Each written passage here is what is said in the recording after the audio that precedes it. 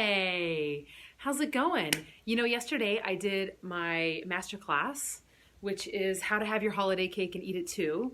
Like, basically, how can you thrive over the holiday season and really, really enjoy like all of the juice of it and also still wake up on New Year's Day like feeling totally proud of yourself that you didn't like blow it and just go completely asleep and just numb out and end up feeling like shit on New Year's Day. We don't want that. So I'm going to do for the next 10 days, I'm going to break down what I taught in this masterclass into little bite-sized chunks so you can actually take action for the next 10 days.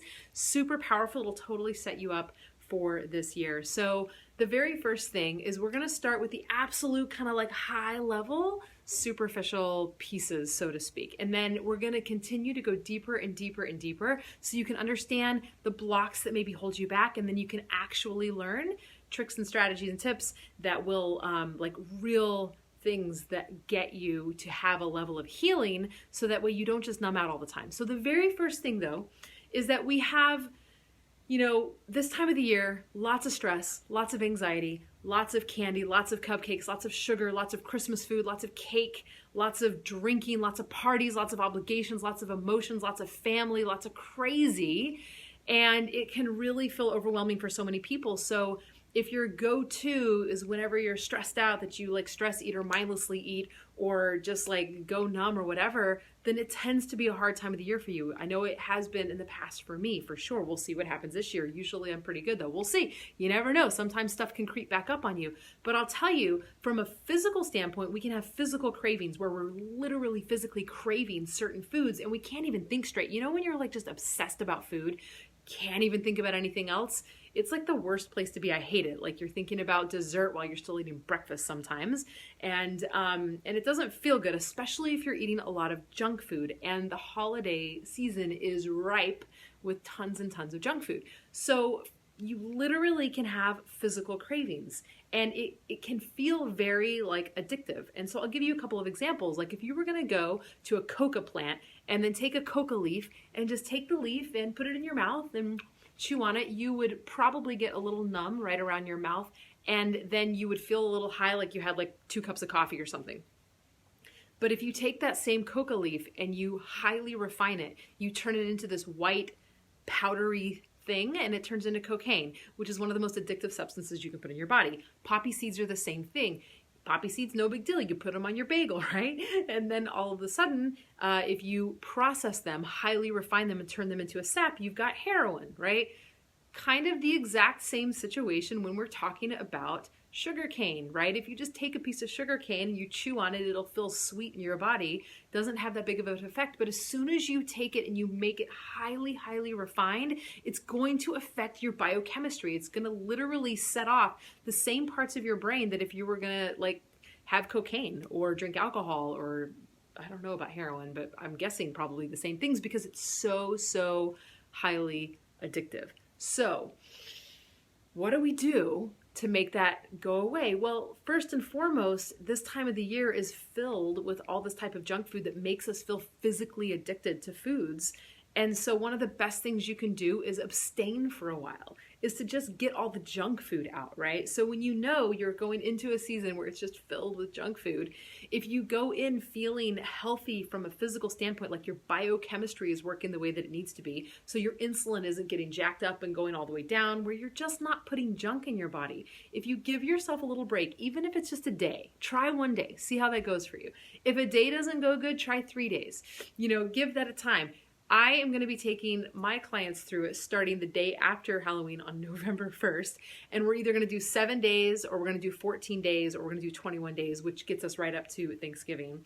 Because whenever you take some time to just say no to the junk, then when the junk shows up, it's like we're into the depths of the holiday season.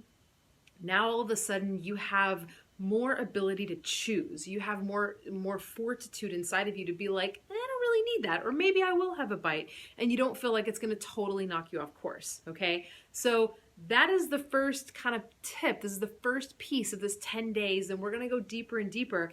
I do believe that if you're stuck in a situation where you're really just eating a lot of junk food, one of the best things you can do is just get it out of your system for a period of time. Just kind of feel like, okay, more water, more sleep, more vegetables, and then, it'll feel a little challenging for the first couple of days. Totally recommend doing it with friends. Way easier to do with friends than to do by yourself. And you will start to notice, Lindsay's here, nice. You will start to notice that you will feel more like stable and grounded. So it's that way you can make the choices from a good place. The other thing that is super powerful about doing this is that you will notice that the psycho-emotional cravings, the things that have nothing to do with the physical cravings, like the reason why we stress eat or emotionally eat or overeat, all of these emotional triggers inside of us, they will start to get activated when you decide to take a break from these foods.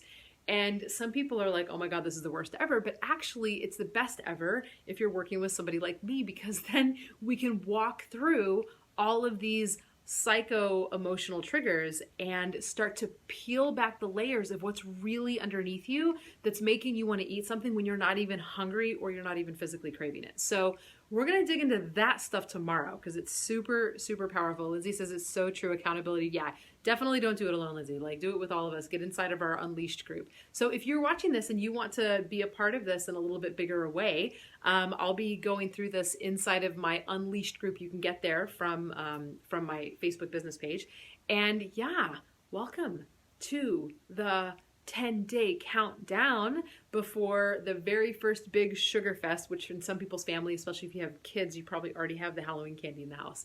So how can you come into a better relationship now, right now, before like what ends up happening in just a few months? And this is the step. This is the very first step. There are more profound steps that you can have like real depths of healing. But whenever you can clean up just the biochemical makeup, like getting rid of the fluctuations of sugar, the insulin up and down, you can often feel a real deep grounding. So if you want help with that, or if you have questions, just PM me or leave me a comment down below. And I will totally answer whatever questions you have and help you through this part for sure. But you know what? There's a lot of diets out there. This is what diets do. This is what people who like run sugar detoxes. This is like all the information that's out there, right? The problem is that people will do this part and they won't have the skill set to work through when the actual emotional pieces come up. And this is why people end up losing weight and then gaining weight and then losing weight and then gaining weight. So you're going to definitely want to stick around for the next 10 days so we can really get to the bottom of this, okay? All right, mwah. Looking forward to seeing you tomorrow.